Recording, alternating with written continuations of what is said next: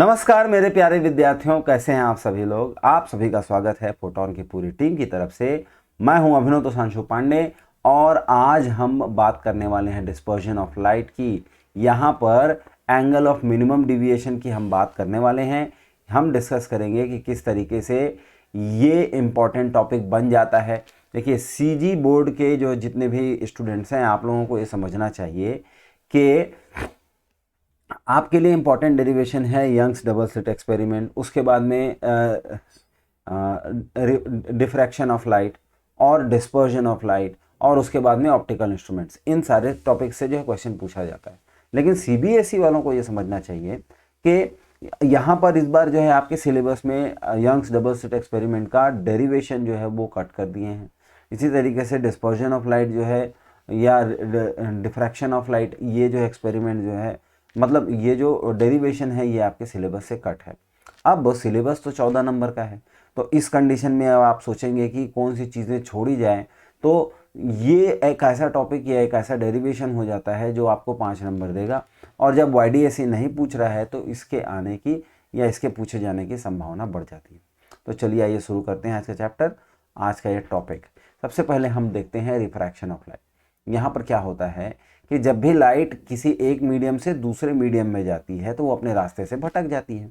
यहाँ हम क्या देख रहे हैं कि एयर जो है वो रेयर मीडियम है और यहाँ पर ग्लास है या वाटर है वो जो है डेंसर मीडियम है। तो जब भी लाइट जो है वो रेयर से डेंसर मीडियम में जाएगी, उसको जाना तो सीधे चाहिए था, लेकिन मीडियम चेंज हो गया और वो जो है क्या हो गया, रेयर से डेंसर में जाते समय जो है टूवर्ड्स द नॉर्मल वो झुक गई। अब क्या हो रहा है, यहाँ पर आप दोबारा ध्यान देंगे तो यहाँ पर जो है ये जो है डेंसर मीडियम है और ये रेयर मीडियम है, और अब लाइट डेंसर से रेयर मीडियम में जा रही है। जाना तो उसको सीधा चाहिए था, लेकिन क्योंकि मीडियम में चेंज है इसलिए that moves away from the normal, और इस तरीके से जो है हमको रिफ्रैक्शन ऑफ लाइट दिखाई देता है। अब एक बार हम लोगों ने जब रिफ्रैक्शन ऑफ लाइट समझ लिया तो फिर अगली बात क्या आती है ये देखते हैं। रिफ्रैक्शन ऑफ लाइट समझ लेने के बाद में हमारे पास में जो अगला कंसेप्ट है वो है डिविएशन ऑफ लाइट। अब यहाँ जो है प्रिज्म में क्या हो रहा है आप ये समझने की कोशिश करें।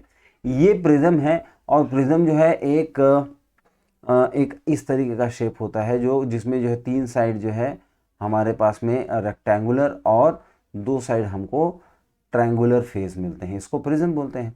अब इस प्रिज्म में जो है सारी चीज़ें कैसे हो रही हैं आइए देखते हैं। सबसे पहले आप मान लीजिए कि यहाँ पर एक इंसिडेंट लाइट है और ये इंसिडेंट लाइट P से Q के साइड में जा रही है, ठीक है। अब क्योंकि जो है मीडियम में चेंजेस हो रहा है इसलिए जो है ये इसको इस तरीके से सीधे चले जाना था, लेकिन वो अपने रास्ते से डिविएट होके QR, मतलब ये वाली लाइट जो है ये प्रिज्म के अंदर डिविएट हो रही है। हम लोगों को एंगल ऑफ इंसिडेंस और एंगल ऑफ रिफ्रैक्शन ये दोनों चीज़ें कैलकुलेट करने के लिए नॉर्मल की ज़रूरत है, तो हम लोगों ने ये यहाँ पर एक 90 डिग्री बनाता हुआ नॉर्मल रख दिया। इसका नाम रख देते हैं MO, ठीक है। अब यहाँ से जो है लाइट रिफ्रैक्ट होकर चली गई और यहाँ फिर से जो है डेंसर मीडियम से रेयर मीडियम में जा रही है, इसलिए हम लोगों ने M-O एक नया नॉर्मल ले लिया। और यहाँ M-O नॉर्मल लेने के बाद में यहाँ से लाइट जो है इसको चले जाना था ऐसे सीधा, लेकिन लाइट सीधे जाने की बजाय अवे फ्रॉम द नॉर्मल हो गई। एंड यू सी कि यहाँ पर RS जो है वो लाइट का पाथ है। अब हम नाम रख देते हैं, तो ये हो गया एंगल I क्योंकि एंगल ऑफ इंसिडेंस है। यहाँ पर हमको मिल जाएगा एंगल E क्योंकि एंगल ये इमर्जेंस है, और यहाँ पर जो है पहला रिफ्रैक्शन हो रहा है तो R1, और इस तरीके से यहाँ पर R2 रख देते हैं।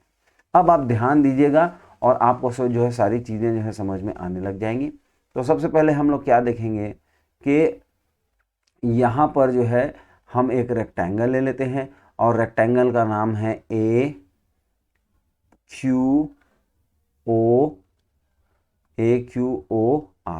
तो रेक्टेंगल AQOR, और यहाँ पर हम क्या देखते हैं कि sum of all internal angles of a rectangle या क्वाड्रिलेटरल, ये जो है कितना होना चाहिए 360 डिग्री होना चाहिए। मतलब angle A plus angle AQO plus angle QOR plus angle ARO, ये चारों एंगल को ऐड करने से हमको क्या मिलना चाहिए, 360 मिलना चाहिए। अब बताओ कि यहाँ पर हम लोगों ने क्या किया है, यहाँ पर जो है हम लोगों ने 90 डिग्री लिया है, ये स्ट्रेट लाइन है तो ये वाला एंगल भी 90 डिग्री होगा। मतलब एंगल AQO और एंगल QOR ये दोनों 90 डिग्री हो गए, तो टोटल हो गया 180। अब हम बोल सकते हैं angle A plus angle ARO ये दोनों मिला के 180 हो जाते हैं, या फिर हम बोल सकते हैं angle A is equal to 180 minus angle में AOR होना चाहिए ना, AOR, ये AOR होना चाहिए, तो एंगल AOR QOR, तो एंगल QOR या फिर बोल दो एंगल O, ये 180 डिग्री माइनस एंगल QOR, ये A की वैल्यू हो गई। अब हम जो है एक ट्रायंगल देखेंगे, वो ट्रायंगल कौन सा है, चलिए आइए देखते हैं। तो हमारा जो ट्रायंगल है दैट इज, हमारा जो ट्रायंगल है, ट्रायंगल, अब हम बात कर रहे हैं ट्रायंगल QRO की। तो triangle QRO sum of all internal angles is 90 degree, मतलब हम लोग बोल सकते हैं R1 plus angle R2 plus angle QOR, angle QOR, ये तीनों एंगल मिला के 180 हो जाते हैं।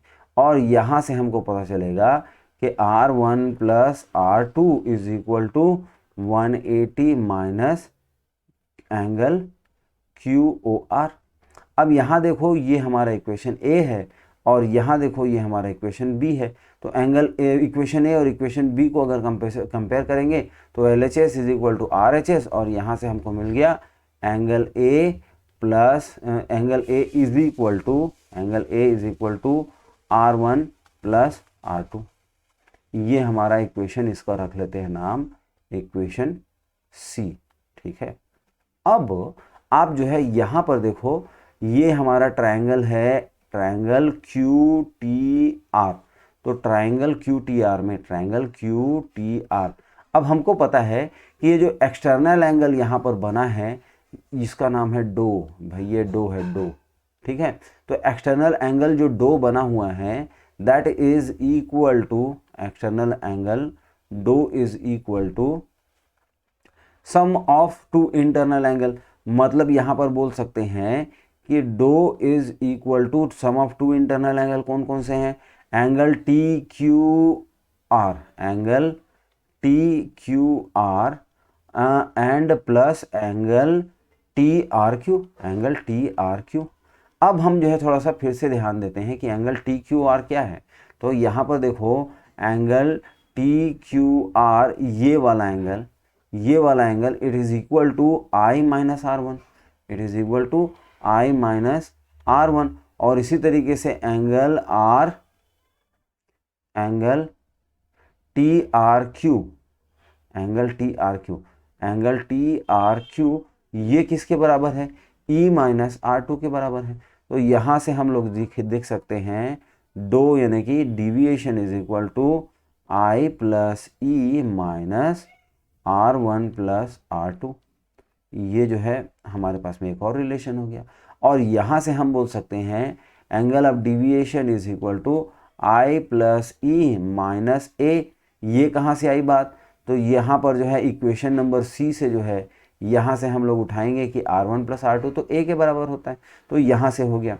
अब अगली बात ये है कि अगर हम लोग मान लें, क्या मानेंगे भाई, अगर हम लोग मान लेंगे कि I is equal to E होता है, मतलब यहाँ पर एंगल ऑफ इंसिडेंस और एंगल ऑफ इमर्जेंस दोनों इक्वल है, और हम लोग मान लें कि R1 is equal to R2 होता है, तो ऐसी कंडीशन में जो है हमको क्या समझ में आएगा, देखो डो की वैल्यू अभी हम लोगों ने निकाली, ये है I प्लस E और माइनस A है, ठीक है।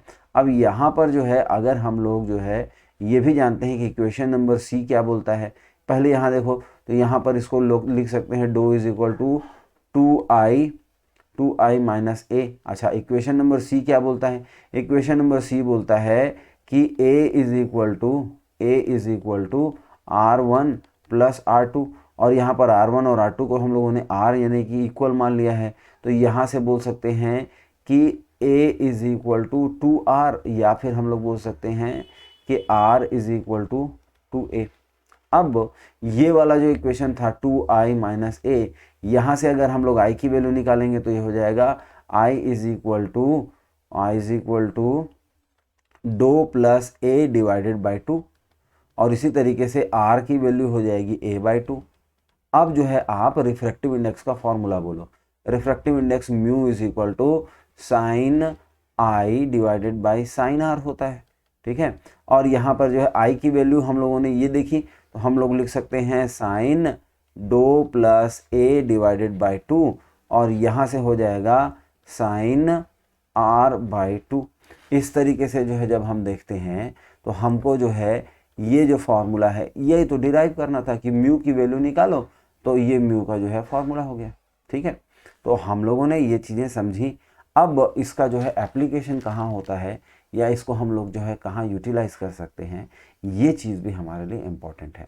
अब देखो कि एंगल ऑफ डिविएशन और एंड रिफ्रैक्टिव इंडेक्स, ये जानने से पहले जो है हम लोग एक चीज़ देख लेते हैं। देखो यहाँ पर जो है रिफ्रैक्शन ऑफ लाइट देखे हम लोग, उसके बाद में जो है एंगल ऑफ डिविएशन देखे, और अब जो है ये हम लोगों को समझना है कि ये मतलब डिस्पर्सिव पावर क्या होता है, ठीक है। तो angle of deviation and refractive index के लिए हमारे पास में ये फॉर्मूला था, mu is equal to sine 2 plus A by 2 और डिवाइडेड बाई ए बाई 2। ये फॉर्मूला हम लोगों ने अभी अभी डिराइव किया है, ठीक है। अब अगली चीज़ ये है कि ये जो डिस्पर्जन होता है उसका जो है मतलब उसका रीज़न क्या है।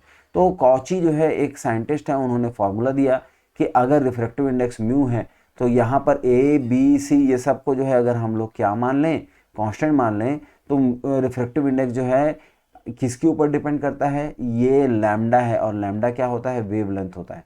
तो जो लाइट का जो वेवलेंथ होता है वो अलग अलग मीडियम में चेंज होता जाता है, और इस तरीके से जो है टोटल जो मतलब ये रिफ्रैक्टिव इंडेक्स यानी कि जो रिफ्रैक्शन होता है वो इस कारण होता है। अब एंगल ऑफ डिविएशन अगर निकालना है तो म्यू माइनस 1, और ये ए क्या है भाई, यहाँ पर जो है हम लोग प्रिज्म एंगल ए देखे थे ना ऊपर में, तो ये जो है इससे जो है हमको एंगल ऑफ डिविएशन पता चल जाता है, ये कॉचीज फॉर्मूला है। अब यहाँ पर जो है हम आगे का जो लॉजिक लगाएंगे उसमें ये हो रहा है कि अगर एंगुलर डिस्पर्जन निकालना है या एंगुलर डिस्पर्जन हमको जानना है, तो हम क्या देखते हैं कि क्योंकि रेड लाइट, ग्रीन लाइट और बाकी सारे हर कलर की जो लाइट है, वायलेट से विबग्योर में सारे के सारे जो कलर हैं उन सब का वेवलेंथ अलग है, इसीलिए वो कलर अलग अलग है। और इसलिए जो है अगर हम मीन डिविएशन निकालेंगे, ये क्यों क्या है, ये एंगुलर डिस्पर्जन में हर किसी लाइट रे का जो है अलग अलग एंगल बन रहा है, और अगर हम मीन डिविएशन निकालेंगे तो उस मीन डिविएशन को जो है अगर हम देखेंगे तो क्या हो जाएगा। देखो मैक्सिमम डिविएशन या तो एंगुलर डिस्पर्जन किस में हो रहा है, वॉयलेट कलर में। क्यों हो रहा है, क्योंकि जो है उसका जो है वेवलेंथ जो है मिनिमम है, जबकि रेड का वेवलेंथ मैक्सिमम होता है, और इसलिए इसमें जो है एंगुलर डिविएशन सबसे कम होता है। अब सबसे ज़्यादा जो है वो वॉयलेट में हो रहा है और सबसे कम जो है वो रेड में हो रहा है। तो ऐसी कंडीशन में इनका जो डिफरेंस होगा उसको जो है हम लोग एंगुलर डिस्पर्जन जो है बोल पाएंगे, टोटल नेट एंगुलर डिस्पर्जन, ठीक है। अब ये जो है किसके ऊपर डिपेंड करने वाली चीज़ है, ये जो है डिपेंड करने वाली चीज़ है उसके रिफ्रैक्टिव इंडेक्स की, क्योंकि हर एक कलर का जो है अपना अपना वेवलेंथ अलग अलग होता है, इसलिए हर एक कलर के लिए सेम मीडियम जो है अलग अलग रिफ्रैक्टिव इंडेक्स थ्रो करता है। और इसीलिए जो है लाइट जब किसी प्रिज्म में घुसती है तो उनके सारे कलर्स अलग अलग हो जाते हैं। ये बात हम लोगों ने समझी। अब अगली बात क्या है, अगली बात ये है कि मीन डिविएशन हम लोगों को निकालना है। अब ये मीन डिविएशन होता क्या है, इसका फॉर्मूला क्या है, और इसका जो है मतलब इसके बारे में जो है आपसे क्वेश्चन क्या पूछता है। तो मीन डिविएशन ओमेगा का फॉर्मूला होता है डो वी, क्योंकि वॉयलेट का सबसे ज़्यादा होता है, माइनस डो आर, क्योंकि जो है रेड का उससे जो है सबसे कम होता है, और डिवाइडेड बाय डो येलो। तो ये फॉर्मूला जब हम लोग लगाते हैं तो हमको मीन डिविएशन के बारे में पता चल जाता है, ठीक है। मीन डिविएशन जान लेने के बाद में आप लोगों से एक और क्वेश्चन पूछा है, और वो क्वेश्चन क्या है कि टोटल रिफ्लेक्टिंग प्रिज्म क्या होता है। तो भैया टोटल रिफ्लेक्टिंग प्रिज्म जो है वो एक ऐसी चीज़ है कि यहाँ पर जो है हमको एक 90 डिग्री मिलता है एंगल ए, और उसके बाद में जो है यहाँ पर 45 डिग्री का एक जो है प्रिज्म बना हुआ होता है। अब इस प्रिज्म में जब लाइट आती है तो वो जो है देखिए यहाँ पर क्या हो रहा है, अलग अलग एंगल्स के लिए जो है हम लोग देख रहे हैं कि अलग अलग कलर जो है इस तरीके से डिस्पर्स हो रहे हैं, और यहीं से जो है हम लोगों ने मीन डिविएशन का फॉर्मूला देखा था। ठीक है, तो अब मैं क्या बोल रहा था कि ये जो हमारे पास में टोटल रिफ्रैक्टिंग जो है प्रिज्म होता है, टोटल रिफ्लेक्टिंग प्रिज्म, उसमें क्या होता है, लाइट यहाँ से आ रही है, उसके बाद में क्रिटिकल एंगल से ज़्यादा एंगल उसको मिलता है, तो यहाँ पर टोटल इंटरनल रिफ्लेक्शन होता है, और फिर जो है फिर से उसको जो क्या ज़्यादा मिलता है, अब जो है ये डेंसर मीडियम से रेयर मीडियम में जाने की कोशिश कर रही है, फिर से यहाँ पर वापस उसी तरीके से होता है। तो यहाँ पर जो है आप देख सकते हैं ये जो है टोटल रिफ्लेक्टिंग प्रिज्म का एक एग्जाम्पल है। और यहाँ पर जो है इसका यूजुअली यूज़ कहाँ होता है कि हम एक ऐसा चश्मा बनाते हैं जिससे हम आराम से लेटे लेटे और जो है ना बुक्स पढ़ सकें या टीवी देख सकें, तो इसके लिए जो है इसको यूज़ करते हैं। और अगर आप अमेज़ॉन या फिर किसी भी दूसरे वेबसाइट में जो इसको सर्च करेंगे तो आपको क्या दिखाई देगा, लेज़ी ग्लासेस के नाम से आप सर्च करेंगे और आपको जो है वो चीज़ें मिलेंगी। तो मिलते हैं अगले वीडियो में, और तब तक के लिए धन्यवाद।